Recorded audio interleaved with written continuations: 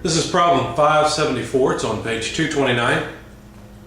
A heat engine is operating on Carnot cycle and has a thermal efficiency of 55%. The waste heat from this engine is rejected to a nearby lake at 15 degrees Celsius at a rate of 800 kilojoules per minute. Determine A, the power output of the engine, and B, the temperature of the source. Now, there's something very special about this problem statement. The thermal efficiency that's given of 55% is the thermal efficiency of a Carnot cycle, and a Carnot cycle is a reversible cycle. So that's the best performance any heat engine could ever theoretically make.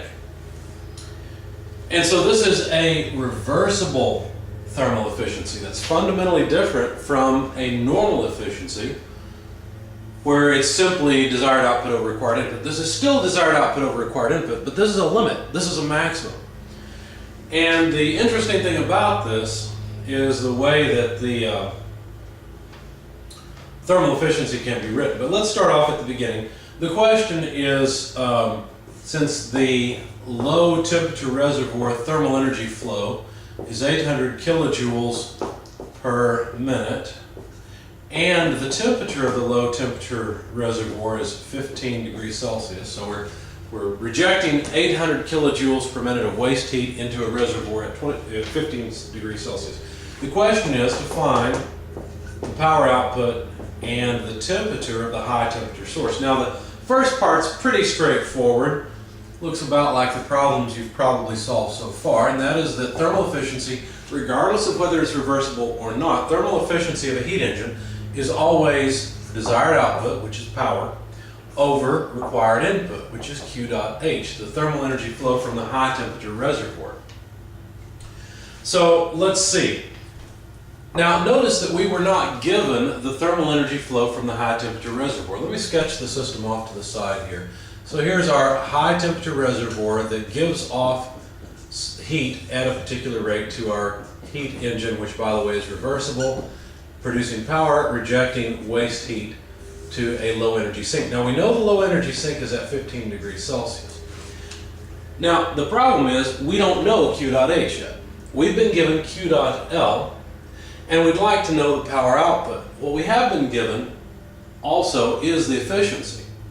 Now, since this is true, the power output over the heat input rate, that ratio is the efficiency, we can also use an energy balance around the heat engine to say, well, Q dot H, or the thermal energy flow from the high temperature reservoir, is equal to the power output plus the heat rejection rate, because it's just an energy balance.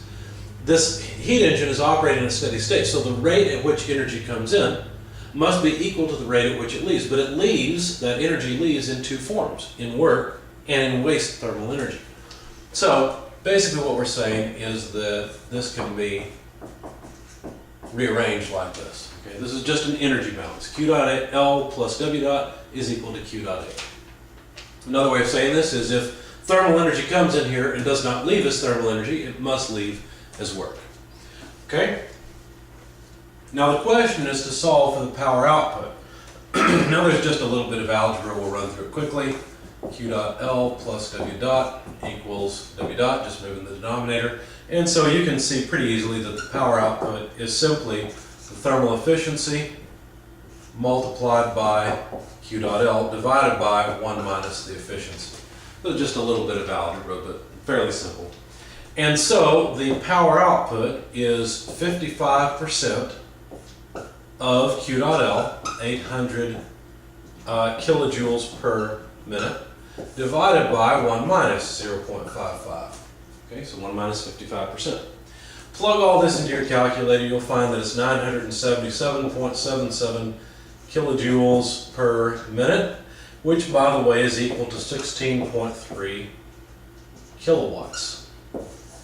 So there's the power output, which is one of the things we were asked to find of this heat engine. Now remember, this is the best we could ever hope to do. No real engine is going to get close to this. There's no way. Okay. Now, TH. How are we going to find the temperature of the thermal energy source? Well, here's where the fact that this is a reversible heat engine becomes important, or very important.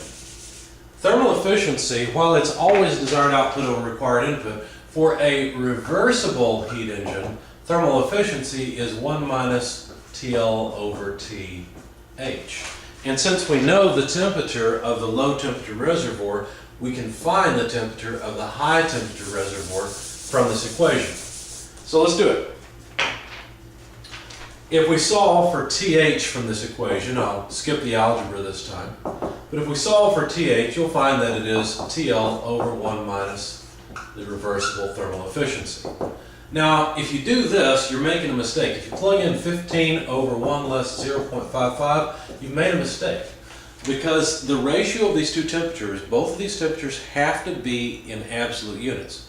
Rankine, Kelvin, either one's okay, but Celsius and Fahrenheit are not okay. No relative temperature scale can go in here because think about it. You're going to get a different ratio if you've got a relative temperature scale versus having an absolute. Now, if you've got Rankine or Kelvin, you'll get the exact same ratio. You can plug both in Rankine or plug both in Kelvin. You'll get the same ratio regardless. So what we have to do is add 273 to this so that we get Kelvin. So our high temperature that we get out will be in Kelvin, and it is 640 Kelvin once you plug all this into your calculator.